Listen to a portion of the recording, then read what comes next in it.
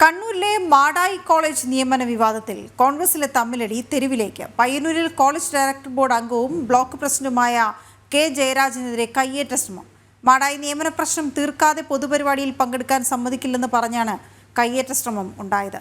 മിഥുൻ പിള്ള ചേരുന്ന വിവരങ്ങളുമായി. മിഥുൻ, ഇത് തെരുവിൽ കയ്യേറ്റമായി മാറുന്ന ഘട്ടത്തിലേക്കാണോ അവിടുത്തെ ഈ തമ്മിലടി മാറിയിരിക്കുന്നത്? കഴിഞ്ഞ കുറച്ച് ദിവസങ്ങളായി മാടായി കോളേജിലെ നിയമന വിവാദം വലിയ ചർച്ചയാവുകയും കോൺഗ്രസിനുള്ളിൽ തന്നെ അത് വലിയ തമ്മിലടിയിലേക്കും നയിച്ചിരുന്നു.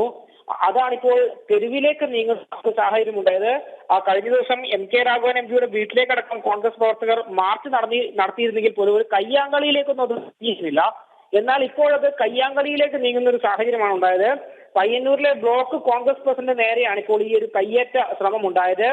ഗാന്ധി ലേബർ യൂണിയൻ സംഘടിപ്പിച്ച KP കുഞ്ഞിക്കണ്ണൻ അനുസ്മരണ പരിപാടിക്ക് എത്തിയപ്പോഴായിരുന്നു ബ്ലോക്ക് കോൺഗ്രസിന്റെ പ്രസിഡന്റായ K ജയരാജനെതിരെ ഒരു വിഭാഗം പ്രവർത്തകരുടെ കയ്യേറ്റ ശ്രമം ഉണ്ടായത്.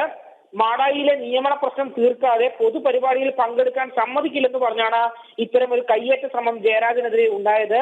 തുടർന്ന് ബാക്കിയുള്ള നേതാക്കൾ ഇടപെട്ടാണ് ഈ ഒരു പ്രശ്നം പരിഹരിച്ചത്. എന്തായാലും ഈ കണ്ണൂരിലെ കോൺഗ്രസിനുള്ളിലെ പ്രശ്നങ്ങൾ അത് കൂടുതൽ രൂക്ഷമാകുന്നതിന്റെ തെളിവ് തന്നെയാണ് ഈ കയ്യേറ്റ ശ്രമം. വീണ.